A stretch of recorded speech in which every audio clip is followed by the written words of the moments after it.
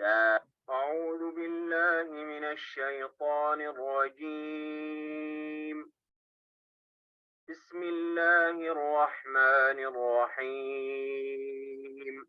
طه ما أنزلنا عليك القرآن لتشقى إلا تذكرة لمن يخشى تنزيلا ممن خلق الأرض والسماوات العلى الرحمن على العرش استوى له ما في السماوات وما في الأرض وما بينهما وما تحت الثرى وإن تجهر بالقول فإنه يعلم السر وأخفى الله لا إله إلا هو له الأسماء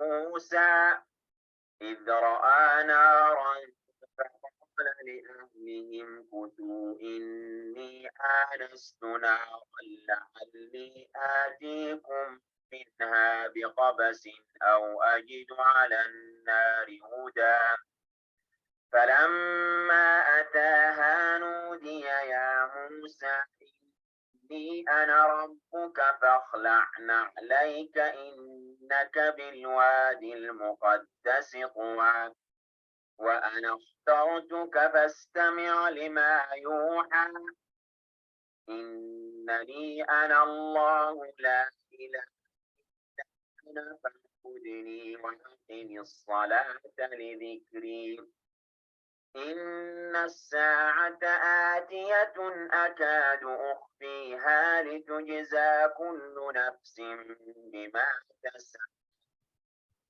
فلا يصدنك عنها من لا يؤمن بها واتبع هواه فتردى وما تلك بيمينك يا موسى قال هي عصاي أتوكأ عليها بها على غنمي فيها مآرب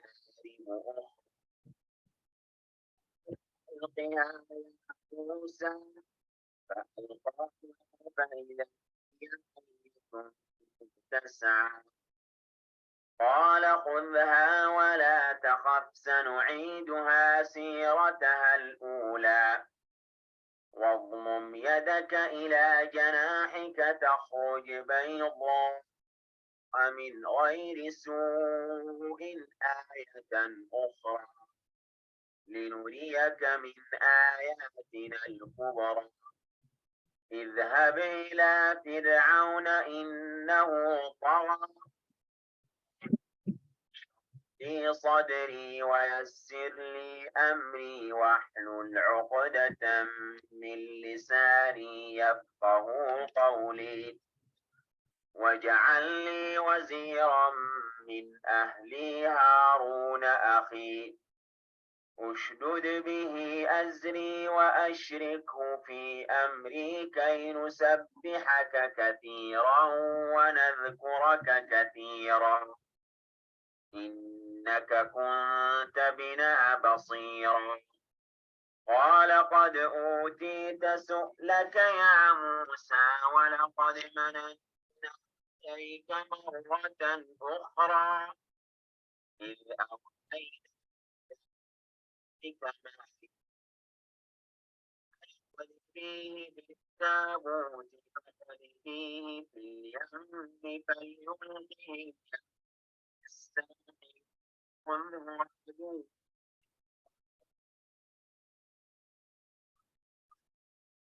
محبة مني ولتصنع إذ تمشي أختك فتقول هل أدلكم على من يأكل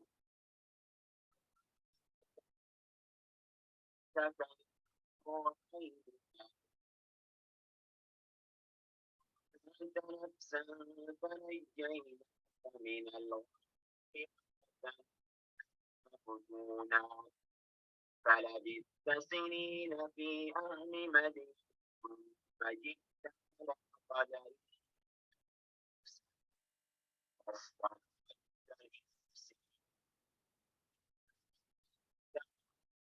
بآياتي ولستني في ذكري اذهبا إلى فرعون إنه لا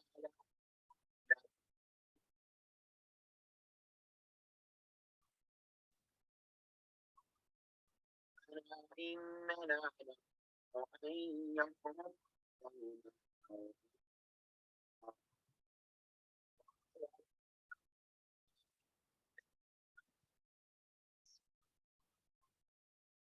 فأتياه فقولا إنا رسولا ربك فأرسل معنا بني إسرائيل ولا تعذب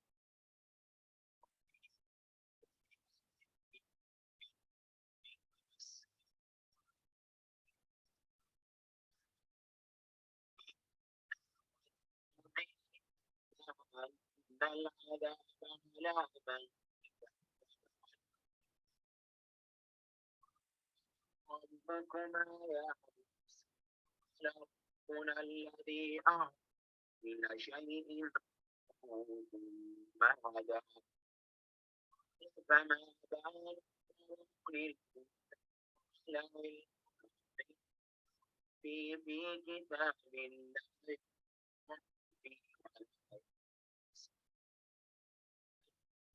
قال لكم مهدا سلك فيها سبلا وأنزل من السماء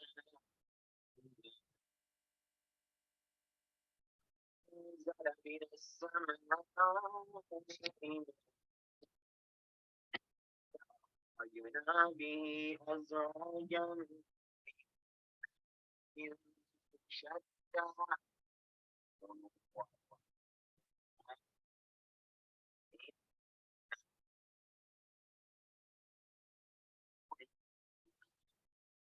منها خلقناكم وفيها نعيدكم ومنها نخرجكم تارة أخرى ولقد أريناه آياتنا كلها فكذب وأبى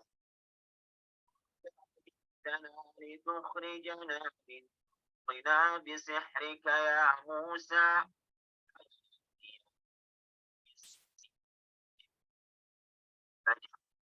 فجعلنا وبينك مودة يكون ولا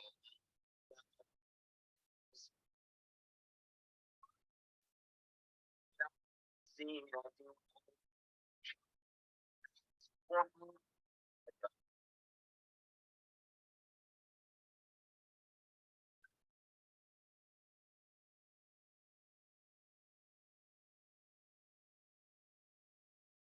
أعوذ بالله من الشيطان الرجيم.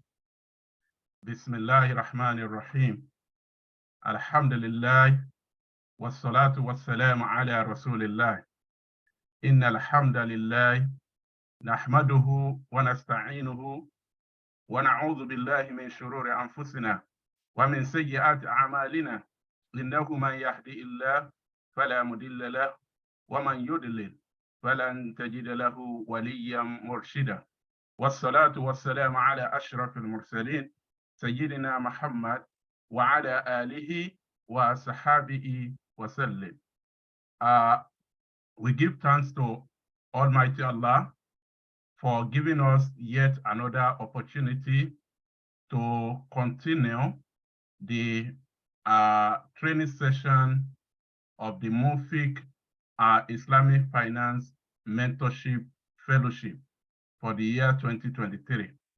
Inshallah, without much more delay, I want to welcome everyone to this session and to particularly thank our mentors and other facilitators who have found time to join us today. Today's session is going to be engaging and interactive because we have to bring this session forward in order to expose the mentees to areas where they may need to look forward to in terms of obtaining certification so that they can become relevant and integrated into the Islamic finance industry as early as possible. So this is why we are focusing this morning today on essential certifications for career paths in Islamic finance. And we are also privileged today to have one of such professional who has obtained some of these certifications to share with us what is the career path, the essential certification that we should look forward to in terms of becoming relevant in the field of Islamic finance. Inshallah, the facilitator this morning is also the registrar for the ongoing MUNFIQ Academy Fellowship in person of our sister, Rahimat Abdul Karim, who is a certified Sharia auditor and Sharia advisor, and is also a member of Islamic Finance Professional of Nigeria. Currently, she is the Sharia advisor and the team lead for the Shirka Investment SSC Capital in Tanzania, and also working with Mabu Capital, Nigeria. So it's a professional who has obtained the some of the certification that she's going to be guiding us upon.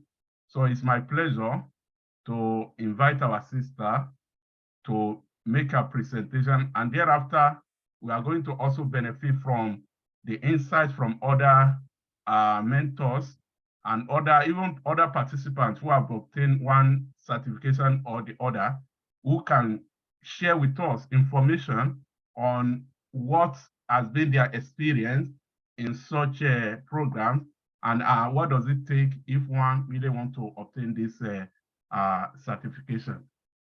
So, Sister Rahima, please, you kindly unmute yourself and please open your video because of the recording that we are doing, so that you can proceed with your presentation. Assalamu alaikum wa rahmatullahi wa barakatuh, sister.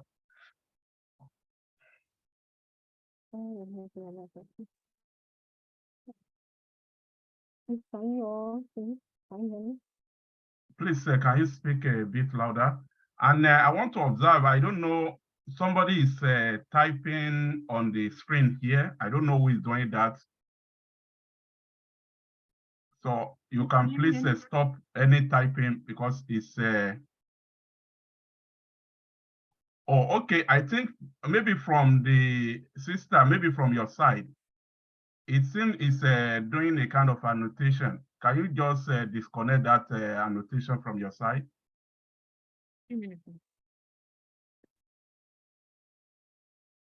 Okay, I can see it's from your side. So maybe you do the setting that you should be doing some kind of annotation.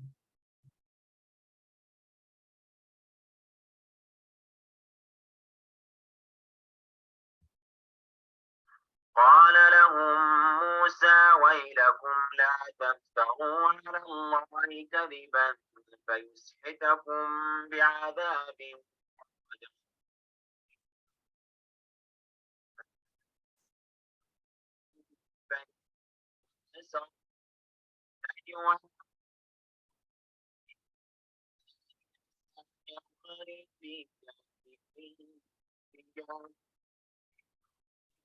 بسحرهما ويذهب بطريقتكم المثلى كيدكم ثم أتوا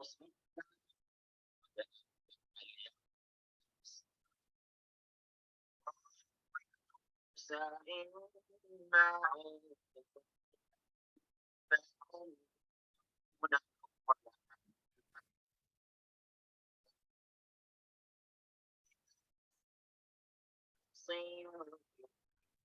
من سحره في نفسه خيفة موسى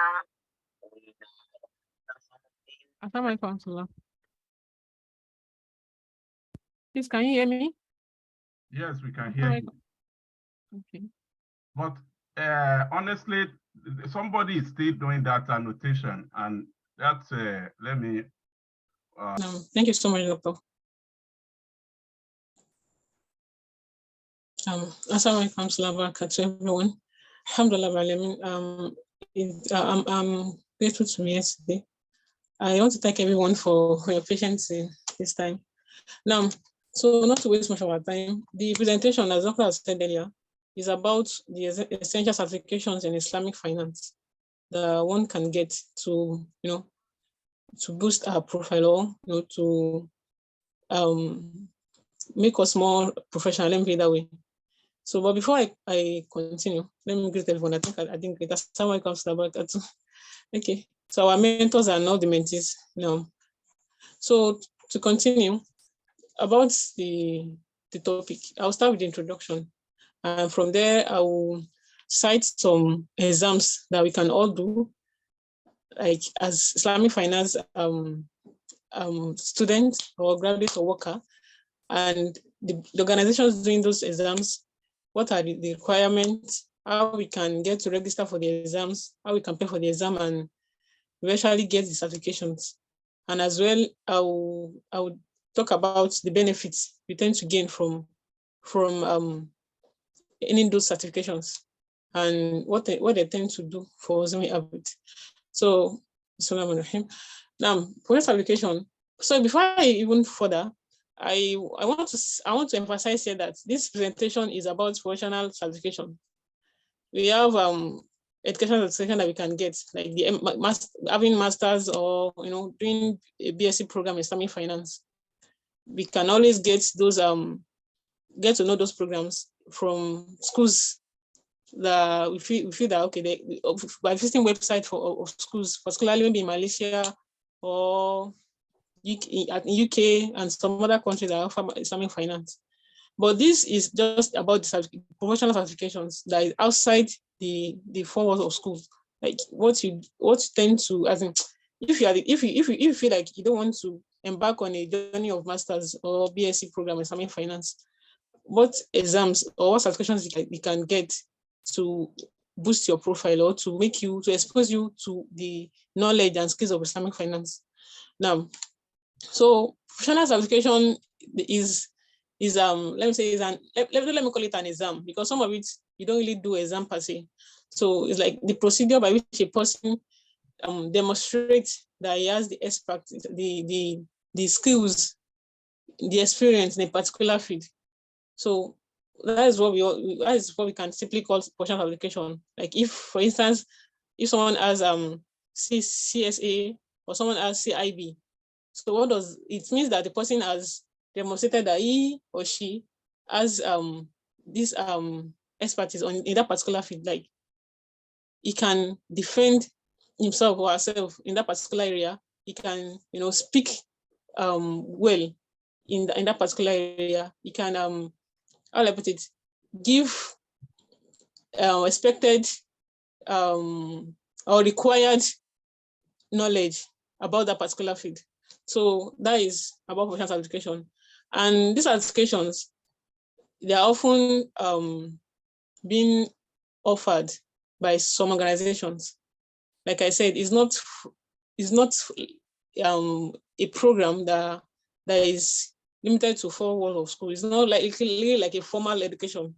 So most of it, as we will see as I continue, you can do it from your remotely. Some you just have to study. Some are very flexible, even that you're working. So there are some organizations that do the exams, that offer the exams, that organize the exams. And it's not just any organization. So those organizations, they are standard body, like they are known to be standard body in the industry. And those certifications, some of them requires exam. So you have to do exam.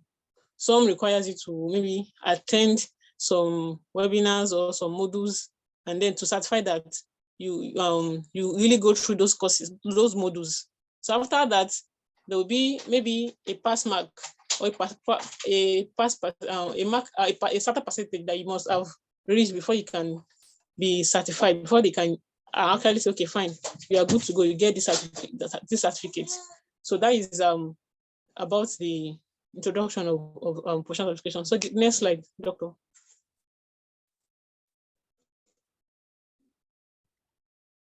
The next slide, Doctor, can you hear me? Yes, Brother Abdulatif.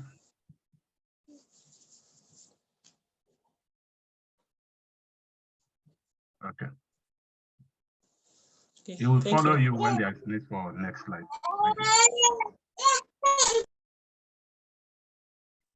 You can continue. Okay. Thank you. So now, as I was saying, what is the need for the professional qualifications? Why do we need it? Like, why do you have to do it? If I can do, if I can have BSc in Islamic finance or MSc in Islamic finance, why must I have to get the professional educations?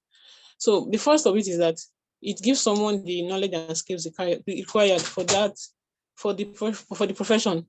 You know, as we are all aiming to be an Islamic finance professional, and you want to know the nitty-gritty of the field, of the industry, like of the field. You really want to know all what it entails, like to be an expert in that field. So certifications will give you that opportunity. Professional certification will give you that chance to know more than what you've been exposed to in the master's program. Of course, master's program we teach you most of what you need in Islamic finance. But there are some technical, how I put it, there are some technicalities that you get to know if you do professional certification, if you do professional exams. For instance, if you do masters in Islamic finance, you get to know most of it. It is more of academic training. They tend to train you on how to make research, on how to maybe do a project and the likes, and of course about the basics of Islamic finance. But for the certifications, they will give you practical cases, practical examples that you tend to have to think deep on how to analyze them. So in that way, it will expose you, it will build your skills, so you can confidently say that, oh, I think I'm good in this area. For instance, if you take a certification in Takaful, last weekend, we had a lecture on Takaful. If you take a particular certification in Takaful, everything about Takaful, you get to know it. They will give you case studies. So in that way, you know how it is. If you are a professional, if you are working in a Takaful firm, you know how it operates. You know how the operations and the activities, how it is being coordinated. So you can boldly say, okay, fine, I can. And if you are given any position or you are given any role, you'll be able to do it confidentially. So confidently rather. So that is the first one. The second thing is it give you it puts someone ahead of others in that particular area. Like I cited, if you have masters in Islamic finance or you have BSc in Islamic finance, whatsoever, like you have an educational degree in Islamic finance, and like your other colleagues. So if someone has, for instance, there are two people, and one of them has an additional professional certification, it is very obvious, or let's say it will be obvious. So somebody is sending message, sorry.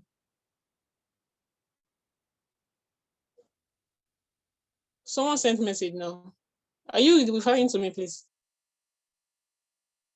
Okay, let me just continue. So it will give the other person the edge. If there's a particular please continue. Anybody that want to share any message to send it to me, not to the facilitator.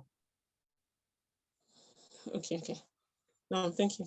So in that case, the second person who has the professional certification, we give him priority if there's a particular role to be filled. So if as an employer, the second person, they will go for the second person, because first he has that educational degree, and then he also has professional certification. So they will believe that, oh, this person is really competent to handle this role. He's already competent to do this job for us. So that is one of the benefits for doing professional certification. The next benefit. Sorry, the next slide.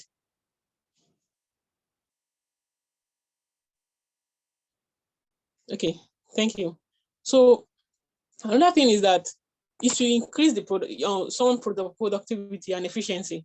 If you are to handle a particular job or a particular task, and you know that you have this thorough training, you already have this thorough training about that particular area, the way you handle it will be different from someone that just have maybe an educational degree in that area. Like you as a professional certification holder, you that you have professional certificate, you've gone through a thorough modules, case studies, and the likes. So if you see a problem, or if there's a case that you need to handle, or maybe you need to structure a particular sukuk, or you need to analyze an issue and see the Sharia issues there and the likes, because you've gone through cases like that in your certification, it will be easy for you to attend to that kind of task and do it fastly and give the required output efficiently, compared to someone that, okay, he has a degree in Islamic finance, but he's not exposed to a thorough, practical training on that particular field. So it should be the person can do it, but you can't compare with someone that has gone through that kind of certification. So that's one of the benefits. Another benefit is that it gives someone that chance to aim better. Let me say to aim more, because everyone in the labor market is open to getting a pay, but their pay differs from pay. So some in a particular role, someone can get a lower pay because there's no certification for it. Even outside Islamic finance, we see outside, if you have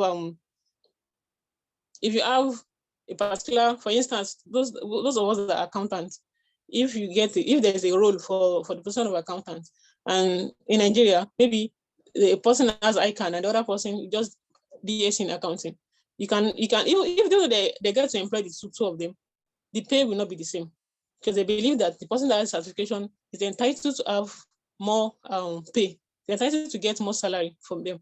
So that is one of the things certification does for someone. Another thing is that it demonstrates that the person has this high level of professionalism in that area. To say that, oh, I want to earn this certification, it shows the level of commitment the person has for that field. Sorry, sister, just a minute. I think we just have to avoid all these distractions. There's a message sent on the chat Zoom. So it's for members, is the IT officer that sent it. So just click on it for you to update your ID. So you don't need to use that to distract us. Please, let's stop any chat discussion for now and focus on what is being presented. Thank you. Thank you, Doctor. So as I was saying, so having certification proves that you have this commitment in that field. So if I see someone that, okay, you have BSc or Masters in Islamic finance, and upon that you still have the certification, you have 1 or 2 certification, it means you are really interested in that field. It means you are really committed to earn professionalism in that field. So that is some of the benefits one tend to get to having a professional certification in Islamic finance. The next slide, please. Okay, so now we move to the organizations of certifications in Islamic finance.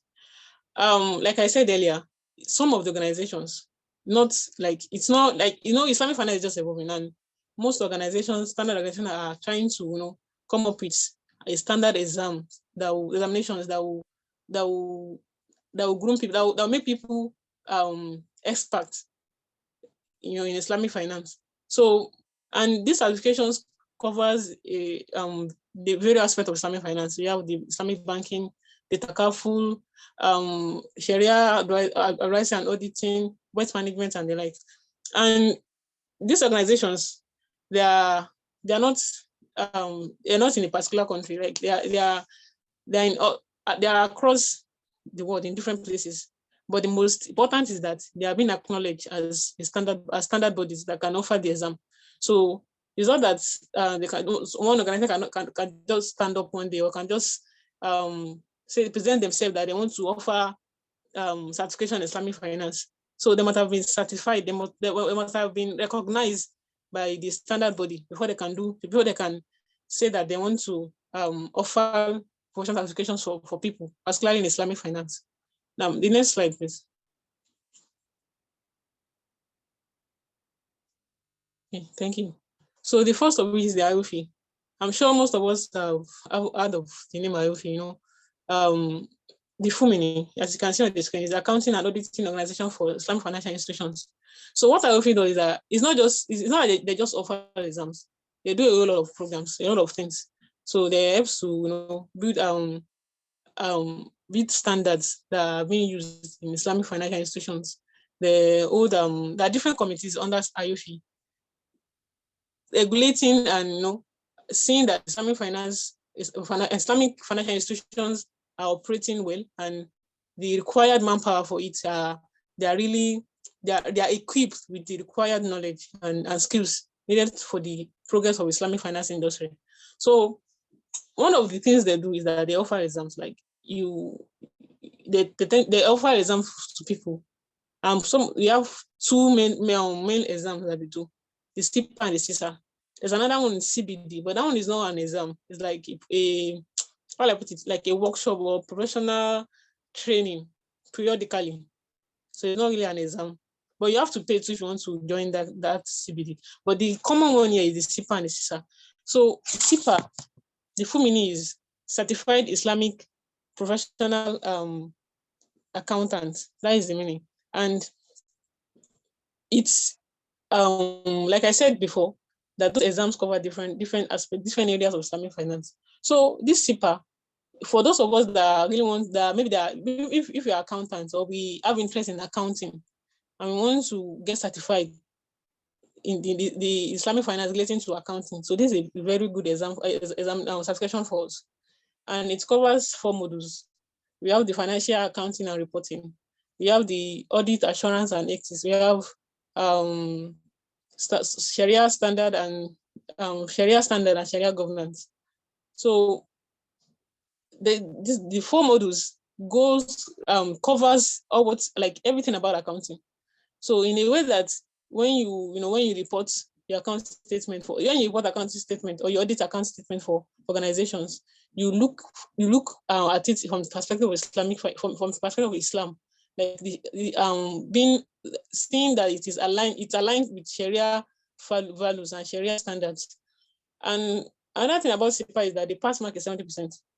So if you do the exam, if you pay for the exam and after studying for the exam, you sit for it, you don't have up to 70%.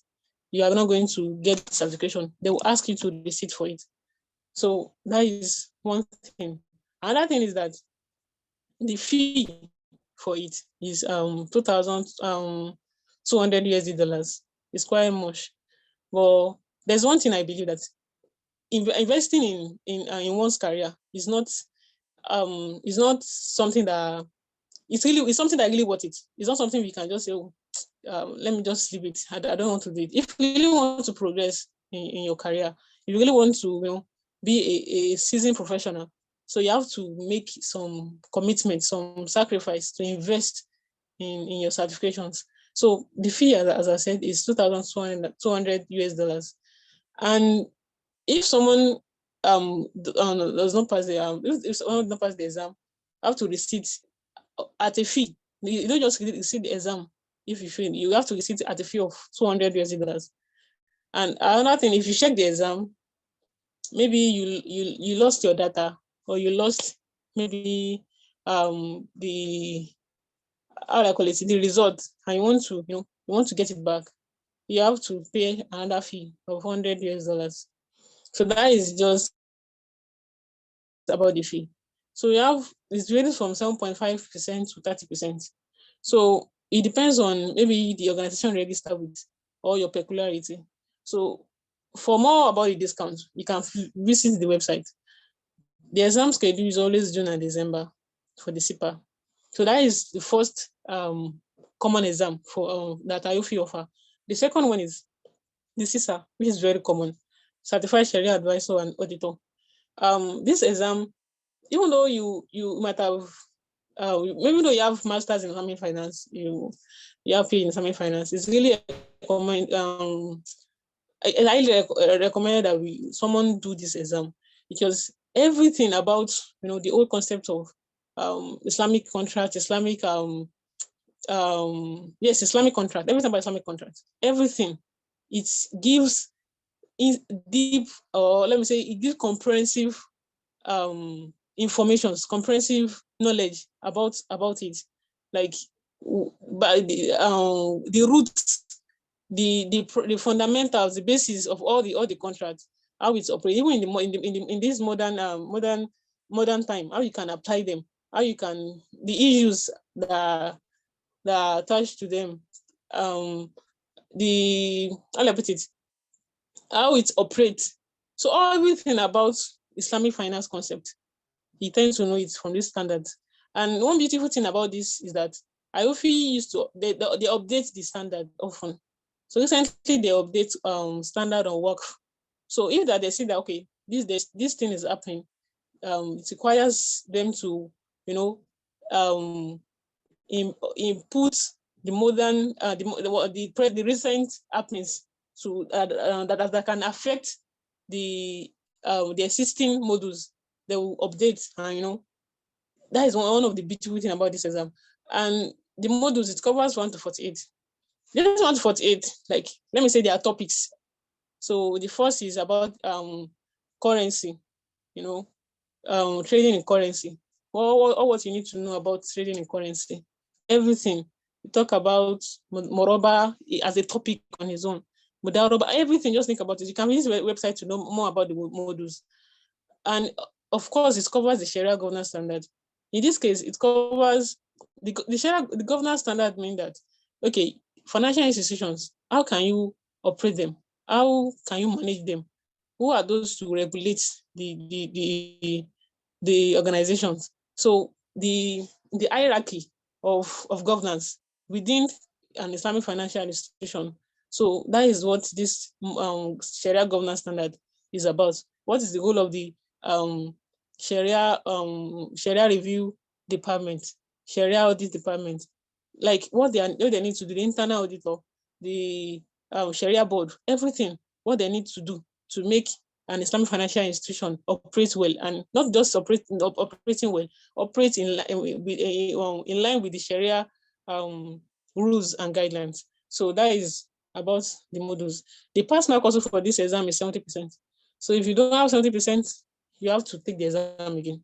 So that is why it is advisable that one tends to and one prepare for this exam ahead before it's become cumbersome for someone to read, because the material is so much and you have to read everything.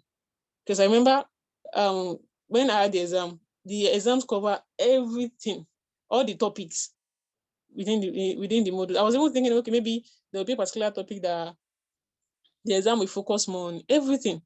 The exam question is 100 questions for 3 hours.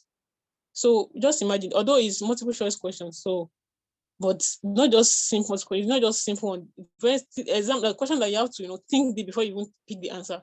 Because when you will see the options, you'll be like, I think this is correct, I think that is correct. So if you're not really grounded, if you've not read well, if you've not prepared well or studied well, you tend to just pick the wrong answers and miss it. So it is essential that one prepare for this exam very well, and that of CPAT too, and all the exams too. So the pass mark is 70%. And the fee for the exam is $1,200 for GCC, for those that come from GCC country, like the Gulf area. So that is what they pay. For those that are from GCC, like me that from Africa and like, we pay $800. But okay, that is the fee. That is the normal fee. So the discount is about 70%.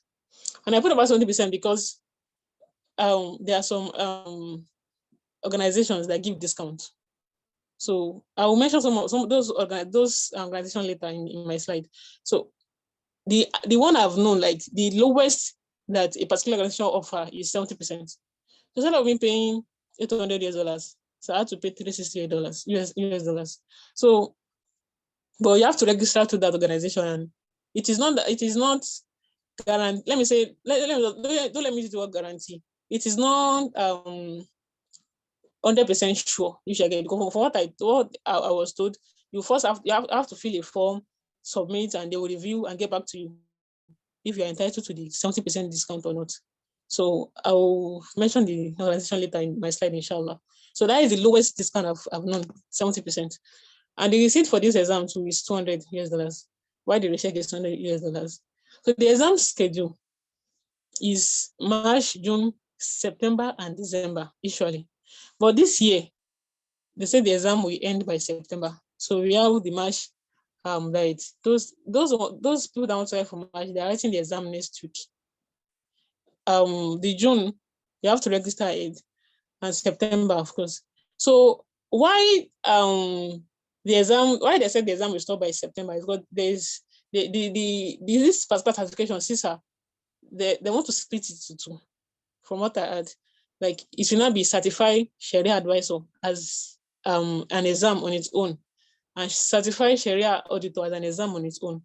So initially they said it should start from early this year, but from what's on the website, like it's still the process is still ongoing. The process to split it is still ongoing.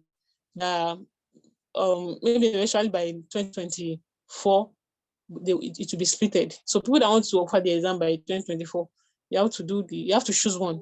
Maybe you do Sharia, you do the CSA as that of Sharia advisor first, and later Sharia auditor, or you do the auditor first and then the advisor.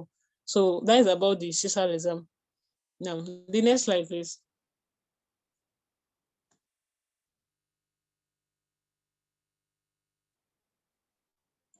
The next slide. Okay. Thank you. So the next exam organization is CISI, Chartered Institute for Securities and Investments.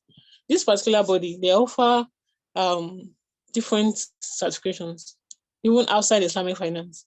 So they offer certification on the conventional finance, investment, financial modeling, and the likes. So one of the exams they offer is this.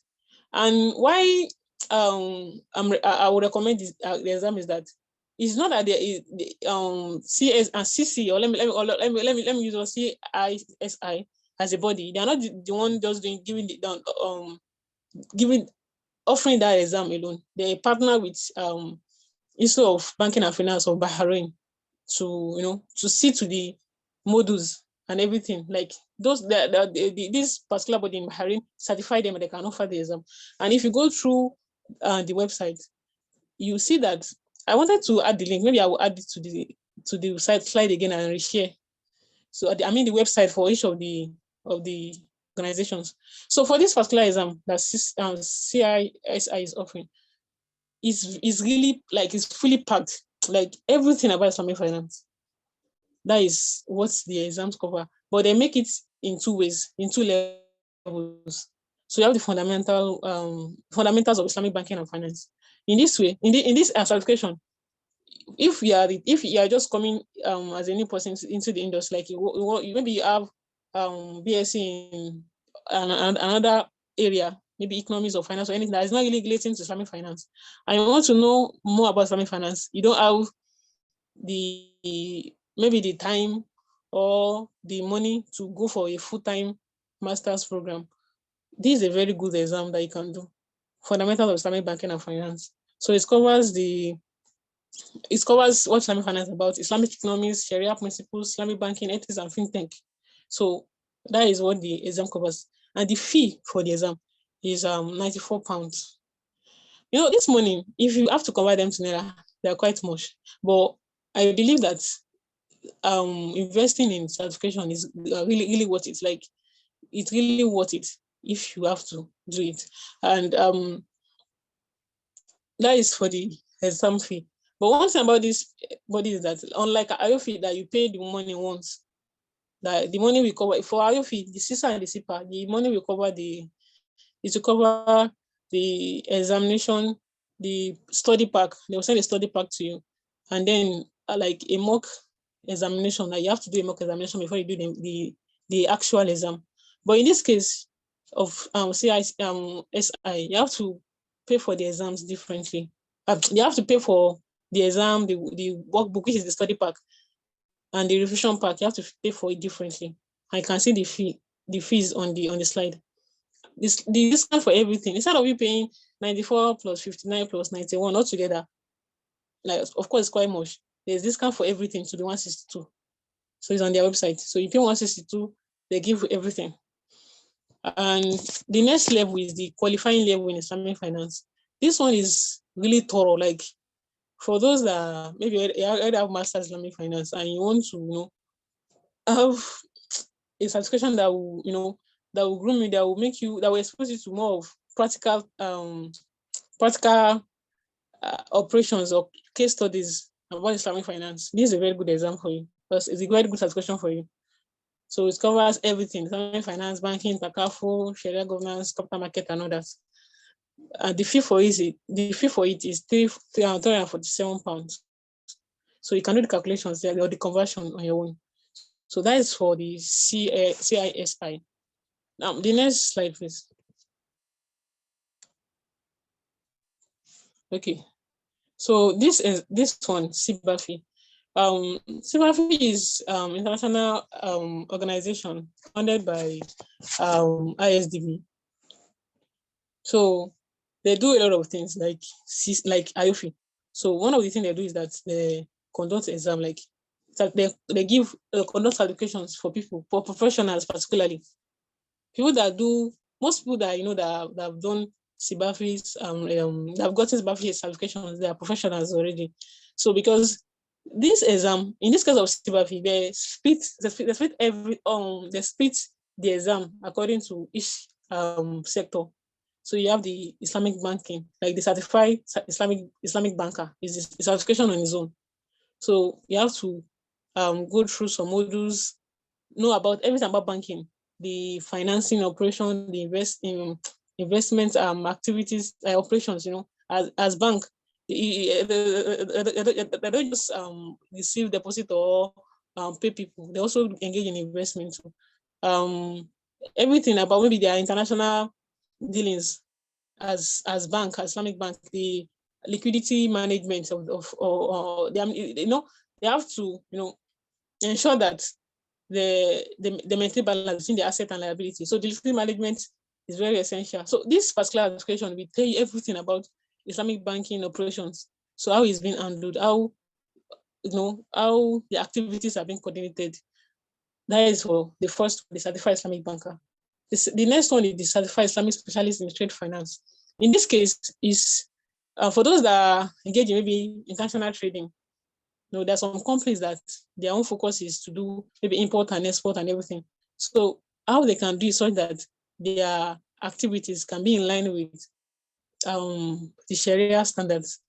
So of course, as a specialist in trade finance can be their consultant, but you can't just be a consultant that don't have the required knowledge. So this particular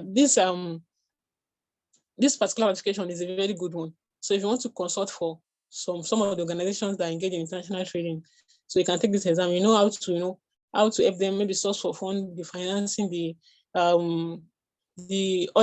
any other things that they do that relate to maybe finance or investment in a way that they won't engage in haram. So that is the certification.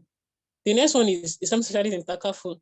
So like there's the lecture we had last week about takaful. Some of us are asking questions that are not really clear to us. If you really want to know more about takaful, how it operates, how even as how I put it, maybe you want to start, or you want to start a startup, maybe relating to takaful or something. You have the money, you have everything, and you want to start. You want to be a specialist in that field. This is a very good exam, a subscription for you. So tend to know about the takafu, the contract, different contract that you can use, the relationship between you and the policy holders, the relationship between the risk fund, and everything about Islamic takafu. So this subscription we expose you to it. And we, of course, we have that of accounting, that of governance and compliance. So all these exams for CBAFI, they have they make it open that you can register on your own, or you register from a particular agent, or a particular organization or a firm register workers or staff for that exam. That way to be a group registration. That is what is the in-house training. So the fee for each of the exam is $500. Each of it, not everything. So if I want to do, if I want to take certified Islamic banker, like I want to take it, then I have to pay $500 to be able to register and do go through the modules and eventually sit for the exam and pass it. In case of CBAFI, the exams can also be taken. You do it more remotely. I think I forgot to mention for CISA, for IOFI exam. So mostly it's always a physical exam. So you have to register and you pick a particular let me say a particular place that you want to do the exam. Maybe a country, even in the country, the location you want to do the exam, you have to pick it while registering for the exam. So, but yeah, for CBAFI, you can do it remotely. That is for CBAFI. So the next one, please.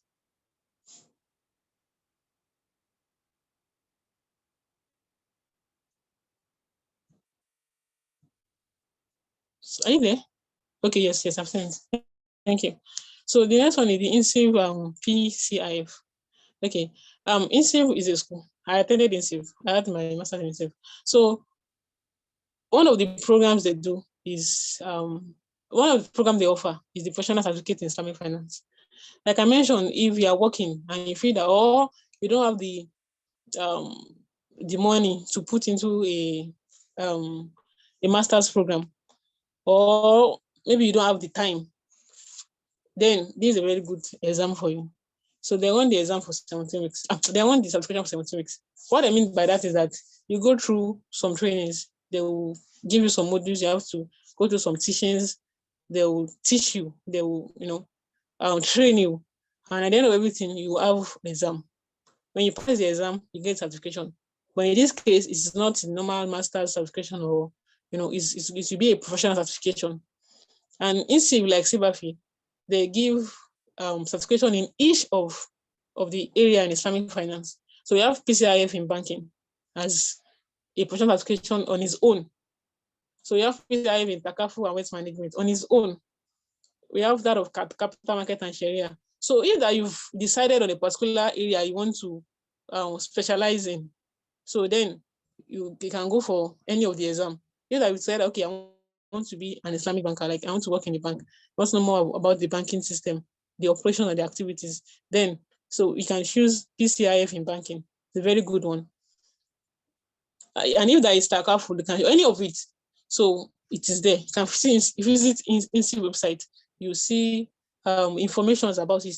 And aside that, you also see for each of the certifications, you see what you want to learn from each of it. So when you visit the website and you click on the banking, you see what they will teach you all about the banking and everything. So it's really worth it if you want to do it. And the fee for it in ringgit, because ringgit they use ringgit in Malaysia, is 4,420 ringgit. But in USD, it's 977 USD. It's quite much. So, but it's really worth it. So that's about the INSIV professional certification. The next slide, please. And before I even forget rather, the professional certification that INSIV is offering is far the money you'll be paying for it is far less than the money for master's program or even executive masters, because if you have full-time master's program, like face-to-face, you have to go to Malaysia, you have to go to class. And we have the executive master's program that you do remotely. you do from the convenience of your room. But even at that, the executive master is very expensive. Like I can't remember correctly the exact figure, but it's far more than this, far more than the money you pay for professional certification. So that is for MUNFIQ. The next slide, please. Okay, I've seen it. So other certification. No, sorry. The previous one before the conclusion. Thank you. Now, so the other certifications, we have that of CIB. CIB is an organization. And okay, I should say at this point that those organizations I mentioned earlier, they are standard regulatory or standard bodies in Islamic finance. But there are some bodies that what they do is not really like a regulatory or a, how do I put it? They don't have their hierarchy or their ranking in the industry is not really very strong, but they are just like, okay, let me use the word, they are educational consulting organization. Like they give consulting activities or services to people relating to Islamic education, Islamic finance education. So they offer Islamic finance education, let me put it that way. So one of it is CIB. So what CIB does is that they offer subscription in Islamic banking, finance, takaful, each of it. So in this case, their own fee is quite lesser, but it's still within the range of 300 to 450 US dollars. So if you want to do the exam, you can go to the website, just type CIB, Center for Islamic Banking and Economics. So you see the certification, you can pick any of it and register for it. The next one is TAIF. TAIF is an educational service provider. And what they do is that they offer certifications too. But the certifications that other organizations offer, like other standard organizations offer like IOFI, CISI, CBAFI, all the exams that they offer, TAIF, we give you a preparatory courses on it. If, for instance, I want to do CISA, and I want to know how to prepare for CISA, how to, like, what are the things that I need to study well for when I'm preparing for CISA. You can take a priority course from TAIF. You pay, it comes with fee. So I think the fee, the currency is in AED currency, like UAE currency. So, but it's not that much. It's not that much. I know that the priority cost for CISA that TAIF does rather is 225 AED, like 225 AED, if I can remember clearly, yes. So in that case, they will invite people that are already experts, in Islamic finance, that they know that okay, they can train people in that particular on how to do the exam. So they invite them, they will do webinars, they will do webinars, and then they'll do like live, like mock examinations, let me put it that way.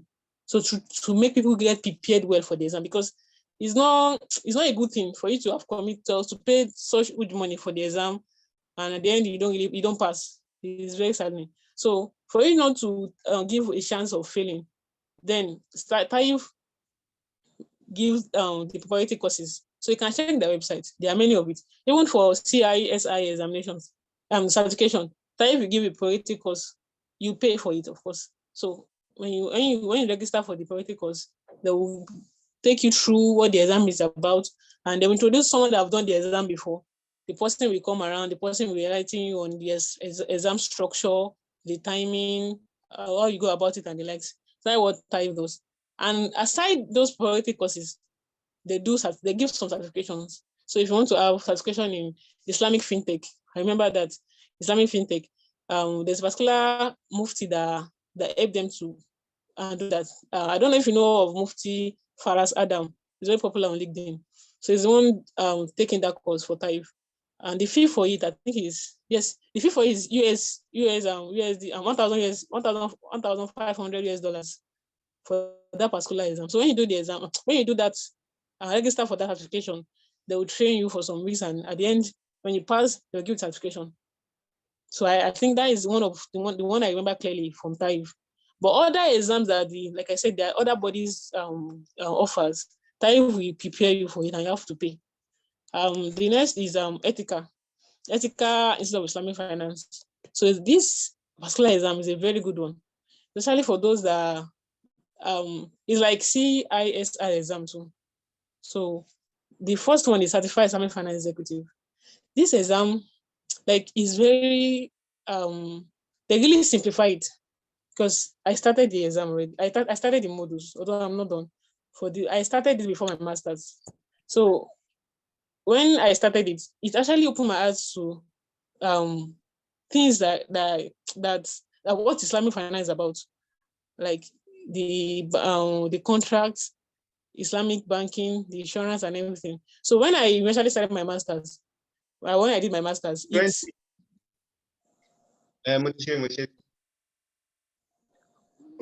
sorry, doctor, are you talking to me? Assalamu alaikum.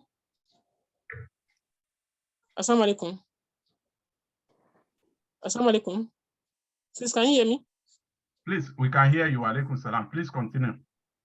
Okay, thank you. So when I started my master's, it really helped me, because I've got most of those things when I did the CIFE. So that is about the ethical exam. So they have. Please unmute yourself again. They have advanced exam. No, I've done that. They have the advanced exam. They have the advanced CIFE. The one for financial analysis. Those of us that are interested in being a financial analyst, but in a way that it will be Sharia compliant. So you can take the advanced CIFE Sharia financial analysis exam.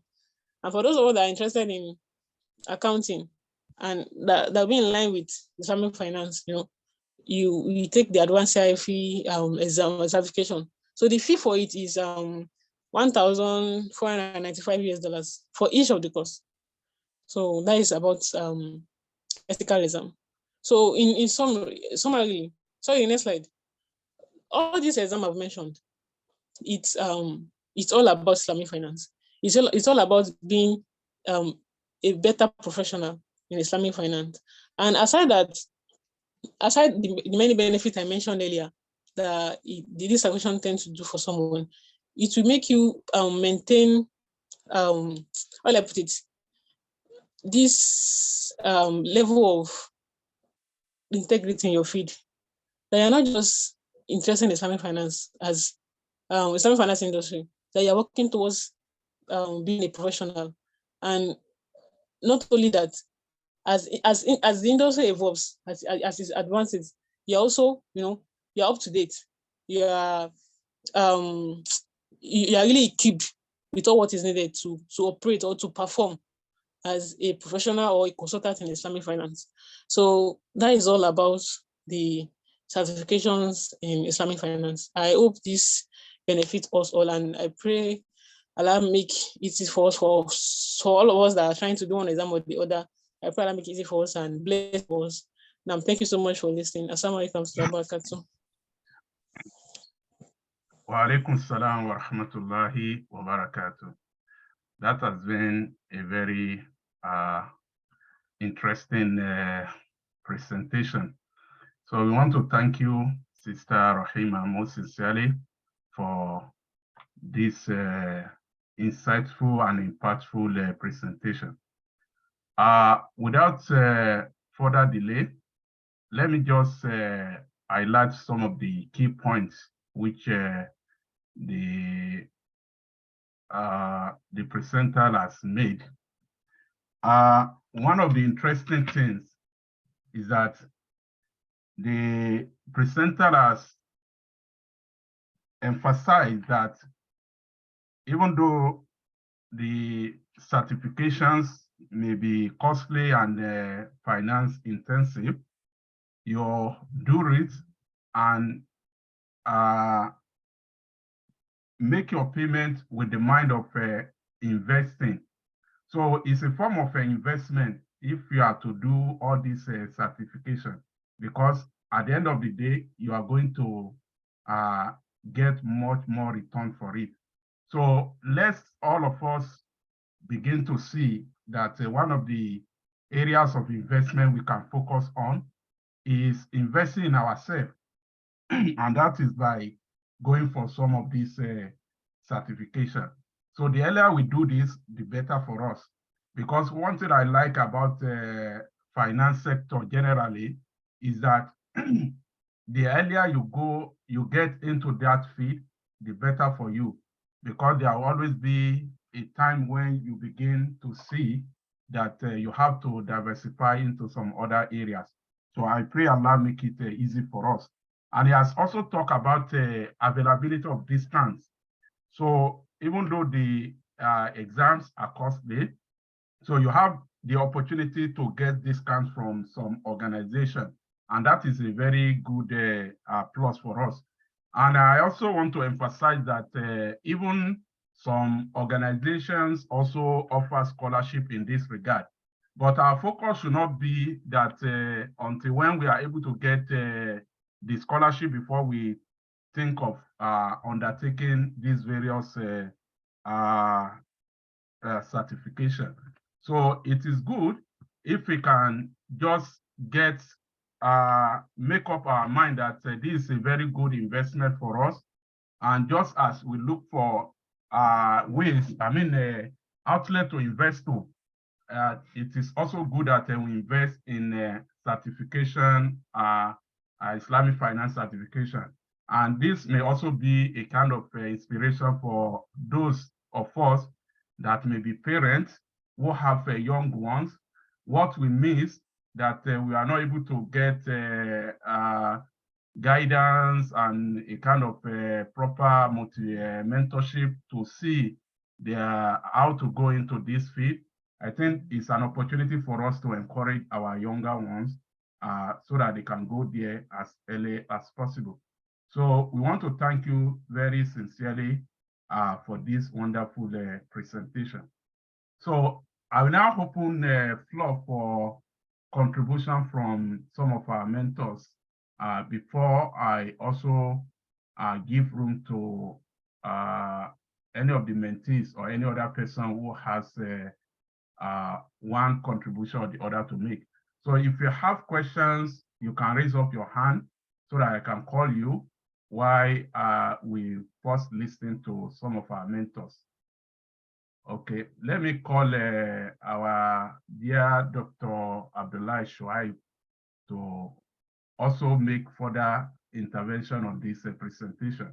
I hope it too will also have some further information to give to us on this issue of certification, especially perhaps it can also give us some insight into the aspect of Islamic social finance. Jazakumullah khairan. Doctor, Assalamu alaikum.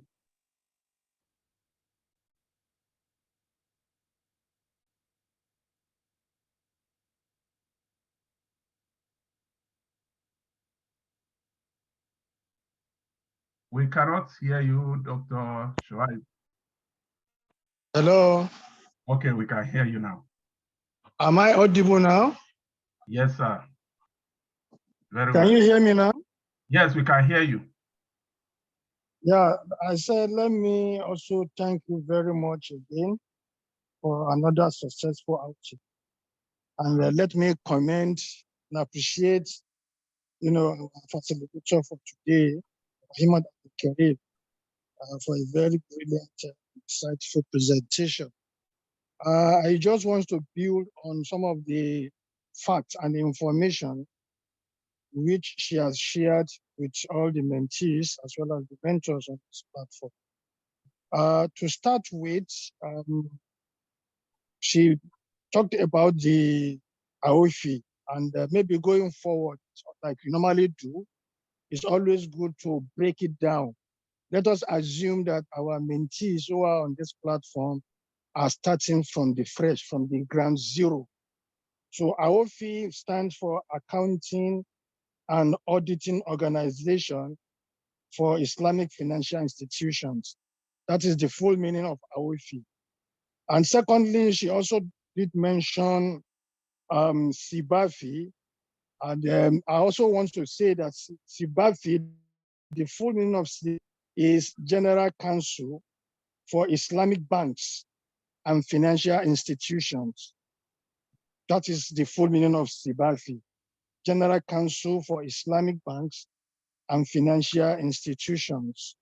It is also very important for me to mention, maybe she forgot, that, for example, if we take IOFI, for IOFI, there are 2 or 3, depending on which part of the continent you are coming from in terms of lingua franca to do the exam.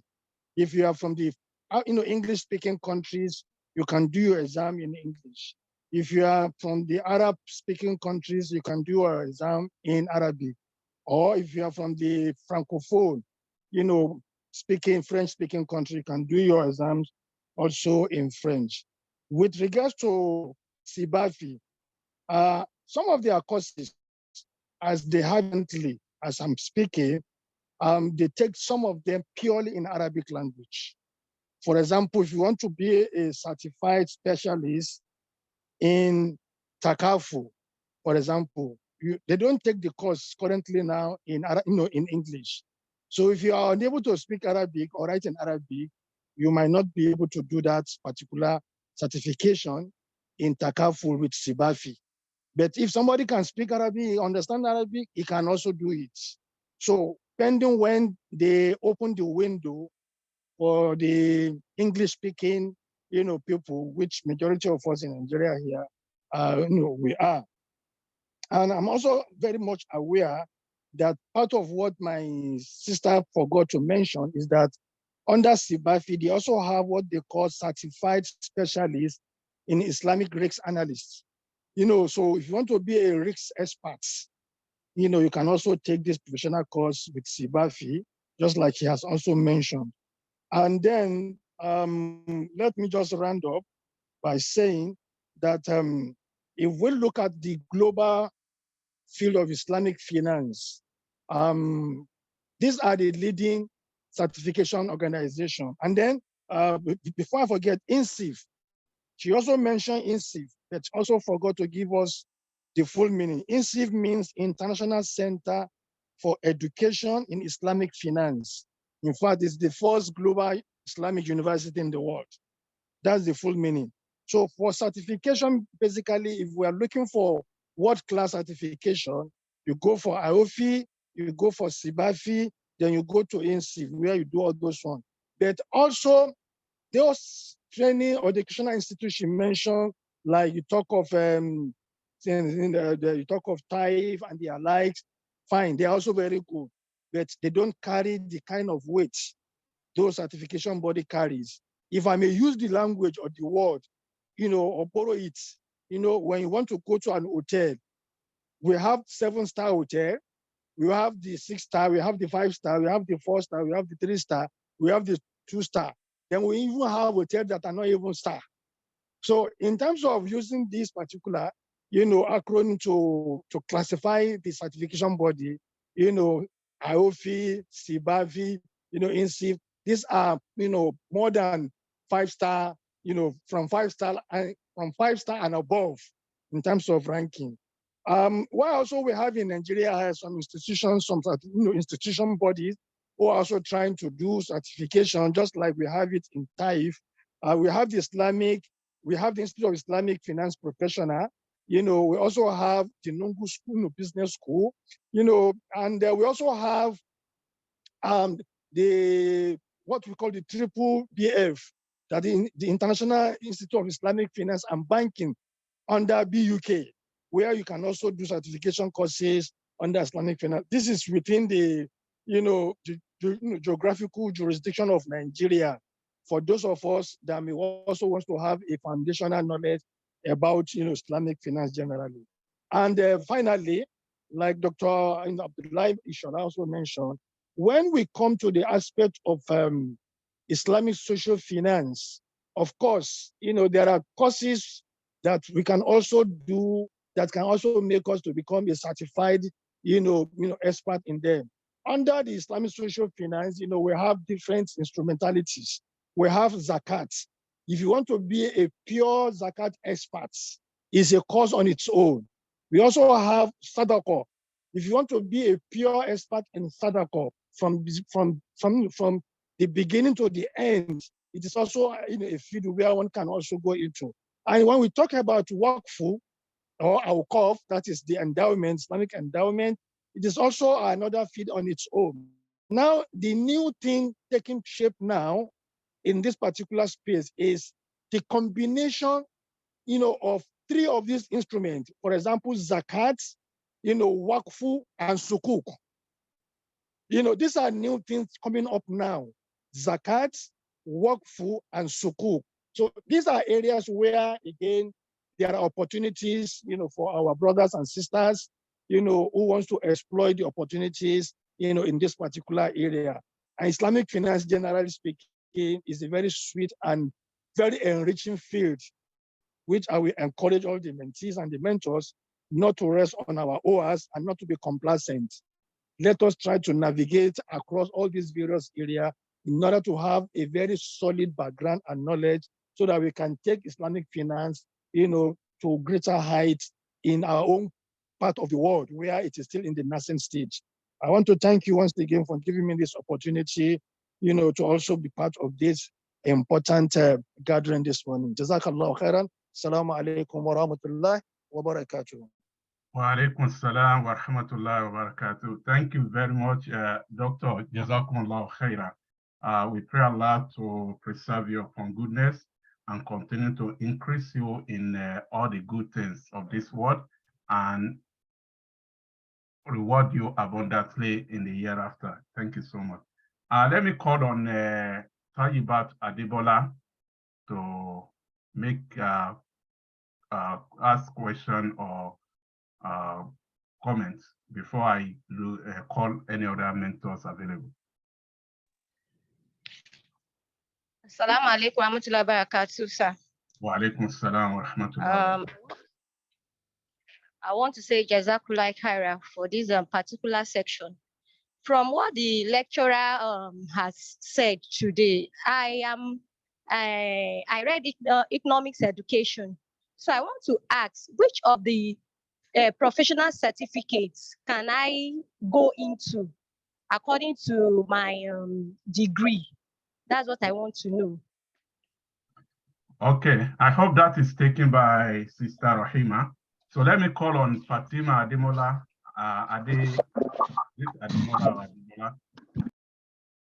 Ademola. Okay. So that you can respond to all of them together. Fatima, okay. Assalamu alaikum wa rahmatullahi wa barakatuh. Wa alaikum salam. Okay, Jazakumullah khairan to all the brains behind this initiative. Now, so my first question is, the other one is a contribution.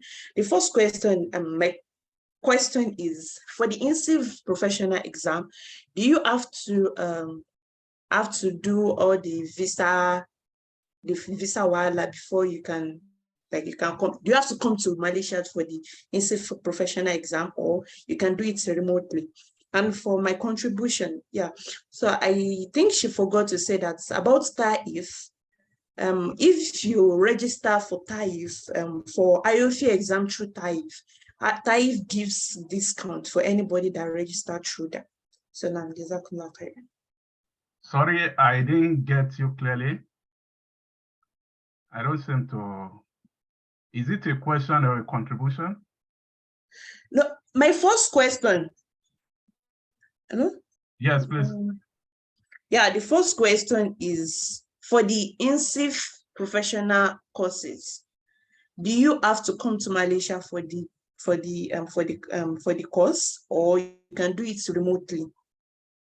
Okay. No, and the second one is just a contribution for Taif, about Taif, that if you register for IOFI exam through Taif, Taif gives discount. Yes, she mentioned that in the course of the. I think she mentioned that. Yes. Okay, thank you. Who is this one? 126 Taiwo.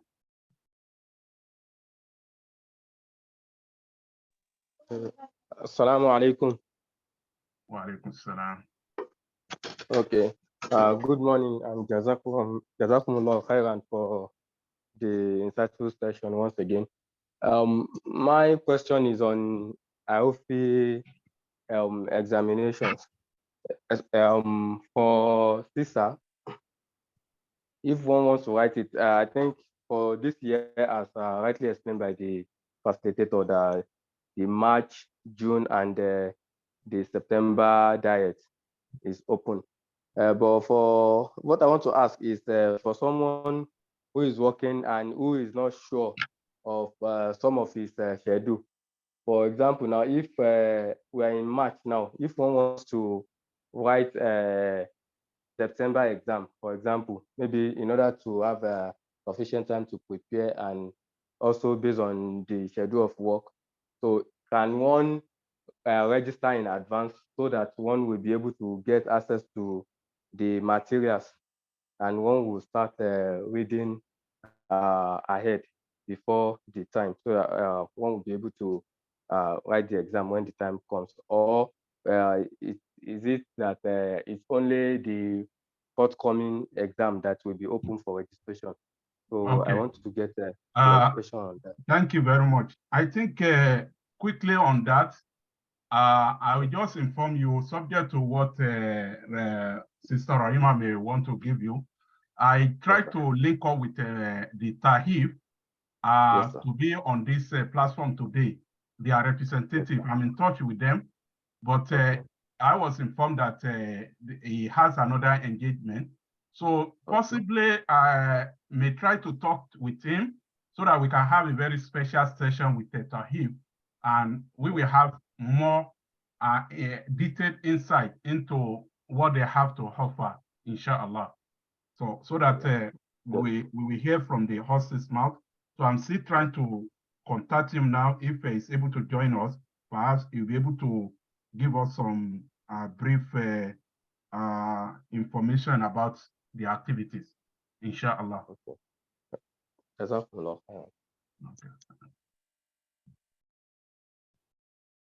Okay. Ibrahim Ode Sola. So please, Jazakumullah for the presentation and the contribution by our doctor. I want to know of the exams, which one are available online? And two, for those that are not available online, where are the exam centers? Like the CFA that we do, there are like centers across the world, so we can pick the one that are closer to us. Jazakumullah. Okay, Sister Roima, we respond. But I know for Nigeria, we have two exam centers. There is one in Abuja, and there is one in Lagos. That's the UNILAD, for the Professional Institute of Islamic Professionals. So they have their center, I think, within the UNILAD. So anyway, when you are registering, they will give you the option of where you want to do your exam and ask you to choose the center that you know is closer to you. But as for the online exams, I think Starohima will take note of that and respond appropriately. So let me call 105. So please, let's make it snappy because we are running out of time. No. Assalamualaikum warahmatullahi wabarakatuh. Wa alaikum salam wa rahmatullah. Now, Jazakumullah khairan to our sister. May Allah increase her in knowledge and may Allah reward her abundantly. Now, my questions are as follows. The first one is that, okay, let me just say that this session has actually changed my orientation. I must tell you that most times when I'm having sessions with maybe secondary school students like that on the issue of career, I speak less about the commercial class because I don't know, I just find that these days we have less opportunities, unlike when you have in the sciences and the arts. But I think this session has actually changed my orientation that we still have much more things to do in this aspect of the class. So I really appreciate the highly inspiring and motivating section she gave us. May Allah reward her. So My questions are as follows. The first one is that the receipt of the exams, are they like when you have professional exams in Nigeria, each courses, like the payments will be based on the number of courses. I think so in some of the professional courses, it will be based on the number of courses that you are sitting for. So I don't know if this also applies to any of these professional courses that she has mentioned. Then on TAIF, okay, fine. You said probably we are going to have another session, or maybe before the end of this session. So I have a question on that. Like the discount, is there a discount on their own programs too for TAIF programs? Then I think they.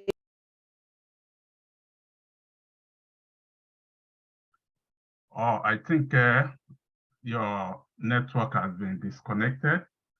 Okay, before I call the last mentees, so let me call on our mentor, Mr. Muhammadu Musa Diop, for his intervention.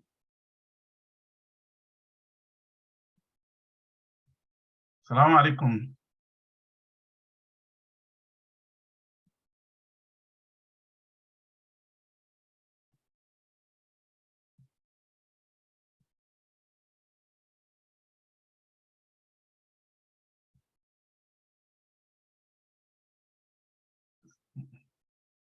Assalamu alaikum, brother Diop.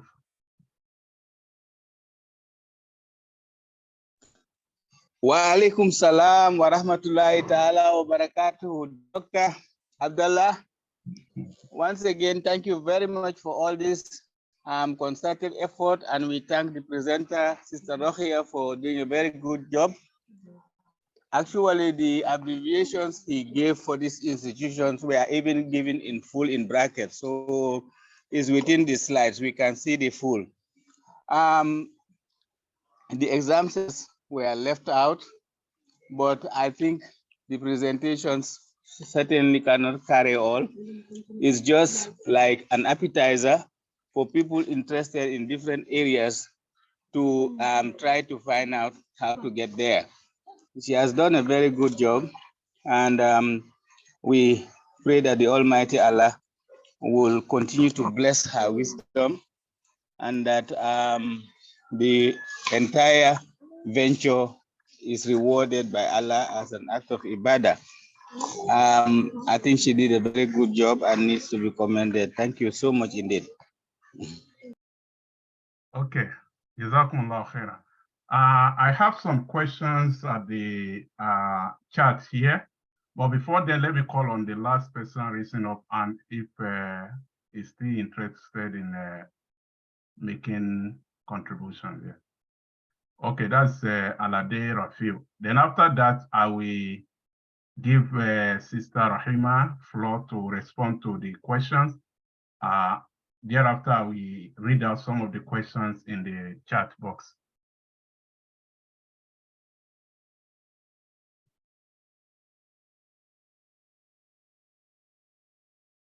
Please, Alade Rufai.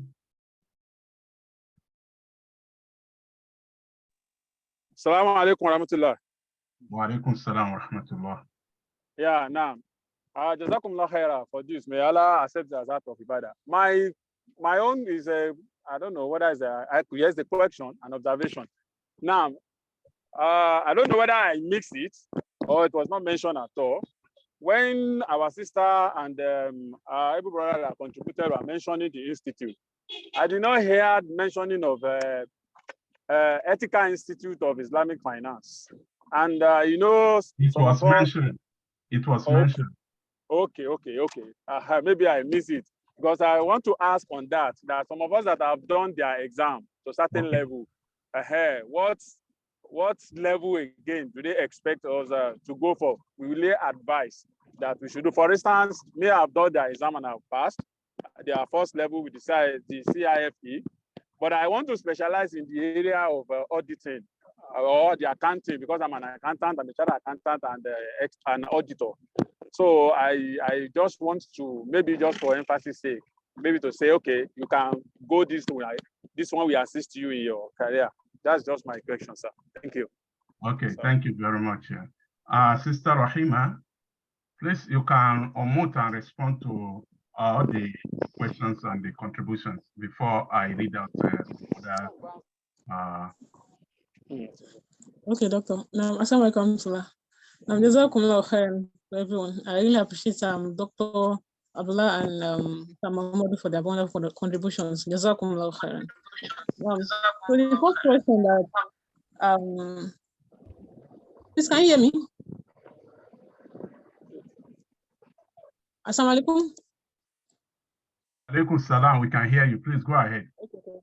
Alhamdulillah.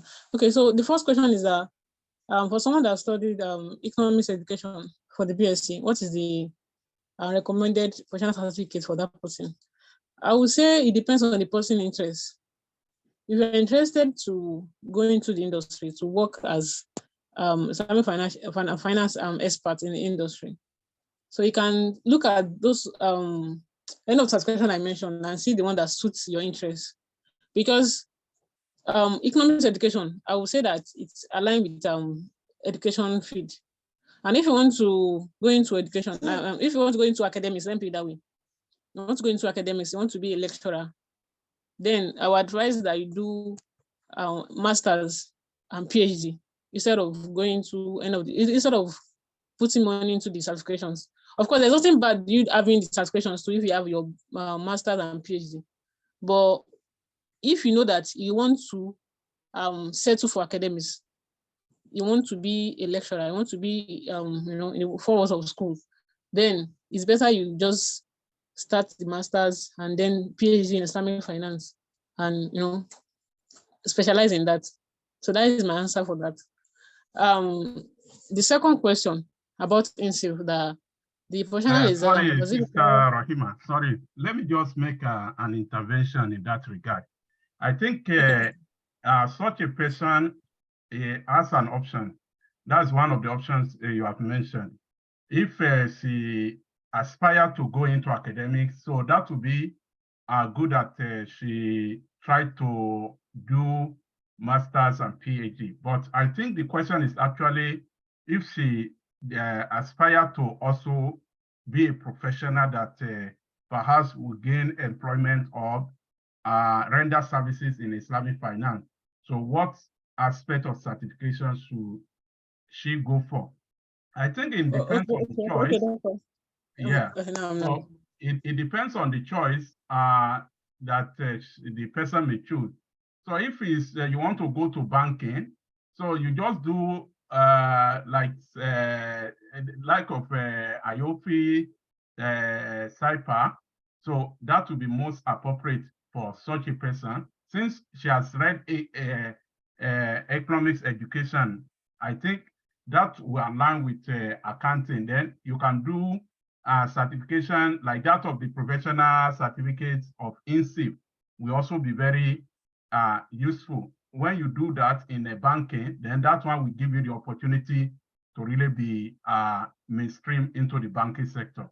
So I think that is the option that the person may want to consider, not necessarily because she studied economics education, it must be that she focus on academics alone. Thank you. Okay, so the second question, thank you, Doctor. So the second question is that for INSIF, is the professional exam, classification for INSIF, is visa required? As someone required to come down to Malaysia and do it? No, the answer to it is that the program is an online program. So you get to, when you register, you do it from anywhere in the world, you can do the program. But regarding the registration, on the website, INSIF stated that you have to register early to allow them, to give them the time to process, I think, visa or something. But at that point, I'm not sure if that visa, if it's required, because one thing about INSIF is that there are some, how I put it, there are some things they will tell you that the Malaysia government required their students to do some registrations, even though you're not going to come around, or even though you're going to come around. So it's better you message the school to get better, most appropriate information. But what I know is that for the exam, for certification, is an online program. So you don't need to come to school. You don't need to. It's not a face-to-face program. So, but for the visa or no visa, you have to message the school and ask if it's really required. Because on the portal, it is there that you have to register early for them to process your visa. But at the same time, they put it there that it's an online program. So you need to write to the school to seek clarification that what do they mean by saying that you have to come early, register early for the visa registration. So I think that is for that second question. The third question that you have, do you need to register ahead, especially for CISA, if you are not sure if you are going to the exam or not. If you register for CISA, you have to pay money. And if you don't sit for the exam, they won't refund you. You don't get refund. So you have to be very sure if you are doing the exam or not before you pay for the exam. But one thing is this: if they are not sure if you are going to have the time, you can get materials and read ahead instead of paying for the exam ahead. So the study pack that you need for the Sharia standard is on the website. You can download it. But for the Sharia governance standard, I think it's also on the website, but they will send it to you when you register for the Sharia governance standard. They will send it to you. But for the Sharia standard, there are two different things. One is Sharia standard. The other one is Sharia governance standard. For the Sharia standard, that one is on their website, but it is open to anyone to download. So it's about 1,000 plus pages pages for the book. So you have to download and read ahead. And the second one, you can get it from anybody that will register for CISA. They can send it to you to read ahead. But don't do the mistake of paying money if you are not sure of the time you're going to write the exam, because when you pay the money, you don't sit for the exam, you can't get refund. So that is for the third question. So the fourth question, the online and offline center. For CISA, I think Dr. have answered that question. Has answered that question briefly. That in Nigeria, we have the Lagos Center, we have the Abuja Center. When you want to register, they'll give you, there's a section where you pick the location you want to choose for the exam. And those exams that are online, we have ethical exam is online. The CBAFI exam is also online. So when you register for it, they'll send all the study pack and everything to you. You register and you do it. CISI exam is also online. So when you register for it, they'll give you all the study pack and everything. And you really want to pick the particular day you want to. For CISI, you really want to pick the time of the exam yourself. But unlike CBAFI and IOFI, CISA and SIPA, you have to pick end of the month that is scheduled for the exam. So for CISA, it's either March, June, and September. And for CBAFI, for SIPA, I think June and December. So you have to pick the one of the months that the organization puts on their website.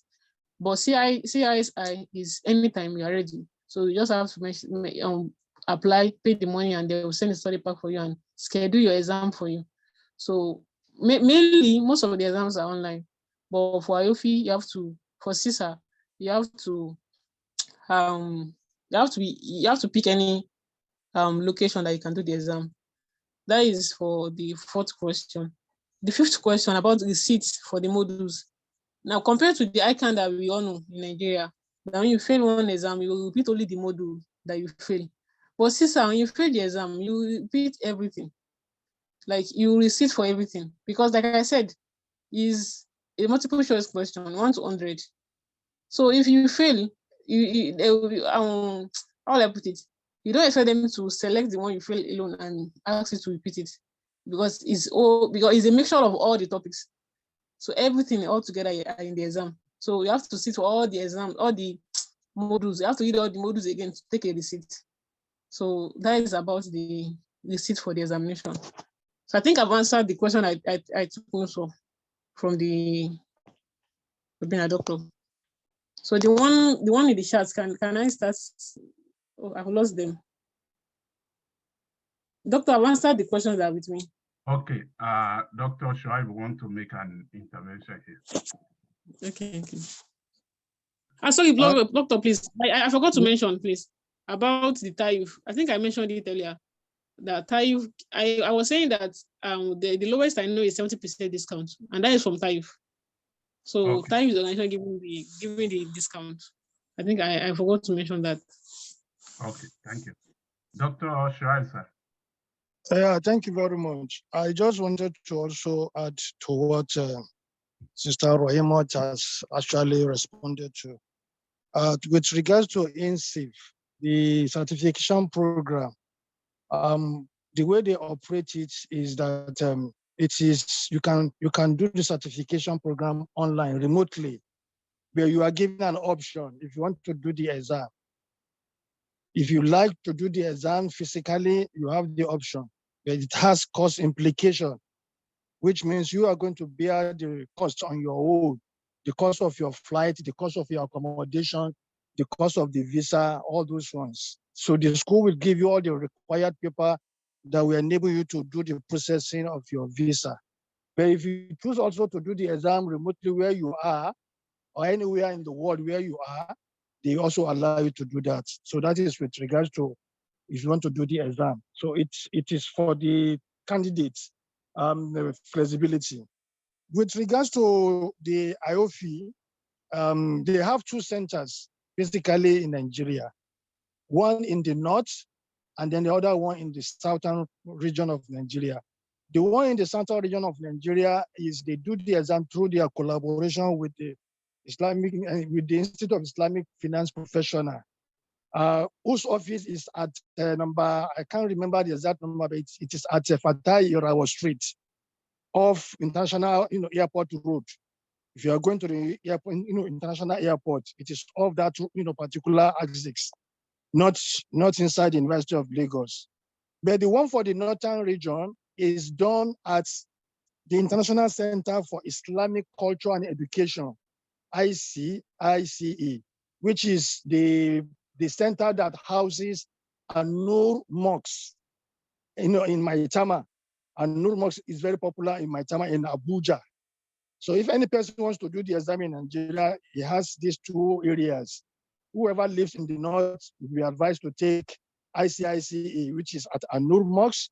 If you are living in the southern part of Nigeria, it's better you take the IFP, which is also at Atayarawa, which is around Iriakari and Ajao Estates, along off international roads, going to the airport. So these are the two areas. So these are my contribution with regard to some of the information that will enable whoever wants to do the certification in this area. Thank you very much. Doctor, sir, before you go, Dr. Shoaib, okay, let me unmute him again. Before you go, yes, I actually would like you to give some advice that because there's this trend now, even across the nation, with regards to the debates, with regards to academics and professional certification. So is it really advisable that until when somebody finishes degree or having academic qualification before he should think of going for this certification, or even somebody who is in a secondary school can begin to be groomed and all that? So what's your take on this? Well, thank you very much. My candid advice is that we don't commit the mistakes that some of us or our own elders have committed. Whether you want to be in the academics or you want to be full-time professional, especially if it has to do with Islamic finance, I usually advise the younger ones that look, whatever discipline where you are, if you have flair and passion for it, go all out for it, especially professional courses. I tell the young ones that the earlier you quickly get into it and get your certification and become a full-fledged professional, the better for you in the long run. And the same thing applies to whoever is currently doing any academic work or is in the academics. I also tell you there's nothing stopping the academics from not doing the professional courses, because in fact, an academic has an advantage because the person already is in the what have we called the journey to acquire knowledge mode. So for him to be able to read and to learn is already easy for him because it's already in that particular mode. The reason why I'm saying this is because we have tested some of our colleagues and friends who are in the academics. So when we bring them to come and talk, or we want them to come and do maybe a human capital development training for some of our staffs. So the perspective they are bringing usually in some cases does not tally with what is on the field. So we tell them, look, this is what you read. Those of us who are practitioners on the field, this is the way it is being practiced, different from what you are reading. So it would be better for you to write a book and then bring in the perspective of the operators, the practitioners. That is what is going to enrich the student you are trying to train. So that when they are coming out already, they are fully loaded from both the theoretical perspective as well as from the practical professional perspective. So my advice in summary is that whether you have flair for academics, it doesn't stop you from doing professional courses, especially if it has to do with Islamic finance. Do it because it is going to be to your own advantage. By the time you enter the academics and you are doing your work there, you are also bringing the perspective of the industry, which will give you an added advantage over those who are not having that kind of training that you have acquired. So whoever is on this platform that has flair for academics, please don't abandon your passion and desire to go professional. There is nothing you are losing nothing when you combine the two together. In fact, it's going to put you in a very, very advantageous position, which you'll be glad that you have taken that particular stand if the opportunity comes your way. So that is my advice, Dr. Abdullah Ishala. Jazakallah khairan. Jazakumullah khairan. Sister Rahima, let me just quickly identify some questions here. There are some questions that may not need to be answered because they have been already taken care of, or they may be relevant in other classes, sessions. There is a question that, is there any tutor class in Nigeria online that can prepare interested students for the exam? Well, to the best of my ability, I'm not aware of any for now. But I think there are some effort in some quarters, and even at the MUNFIQ, we have had a kind of partnership meeting with an organization. We are also looking towards this area because we have realized that there will also be need that we have a kind of Nigeria version of all these things rather than just people looking forward to. And particularly with regards to all these various exams, I think it's now time for us to have a very solid arrangement that we can get people prepared for all these exams. So that is about that. And there's also a question, is there a comment in view of the high cost of this exam and based on your experience, can you advise on the best exams that are I think Dr. Shoaib has mentioned this. So ethical, Islamic finance, CSI, all of them, they have their potential. So you cannot do away and brush aside every one of them. But there are some that are of high quality, as it has been mentioned. So which of the exams will be suitable for a financial and audit consultant? That is those of us that want to go for regular employment. So you can do the certification of CIPA, that of IOP, Ethica is also there. So because of time, is there any Islamic finance law guiding any fraud perpetrated and any experience so far? Any fraud perpetrated? I don't know what you mean by this, but we have the anti-money laundering law that applies to every financial institution, not only Islamic finance. Then, should I go for, please, which of the exams should I go for? I read mass communication. So it depends on the area you want to mainstream yourself into. I think on this note, I would like to share with us the one of the leading women in the Islamic finance in Nigeria today. That is in person of Ajia Adeola, Ajarat Adeola. So if you know her background, I think she was previously in science before she now started doing a lot of certification, a lot of training in Islamic finance. And today, she has a Lotus Bank, she has a Lotus Capital and all that, doing a lot of things. So Islamic finance is just a matter of interest. Once you have developed your interest in it, then you begin to do a lot of training that that you can access before you be able to now find yourself into the main area that you want to do. So regardless of whatever you read, it depends on the area you want to mainstream yourself into. I think that is about that. So which exam would be suitable for? I think I've taken that. Then, is there minimum academic qualification required in each of these certifications?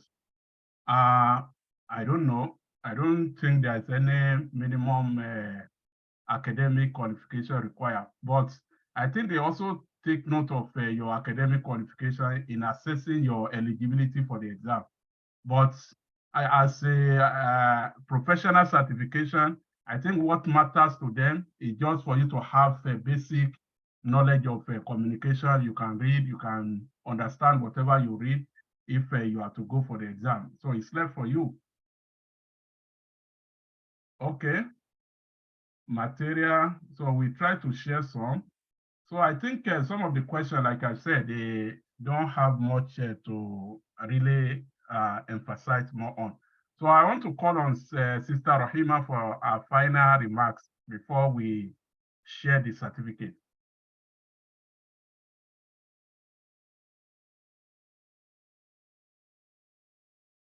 Sister Rahima.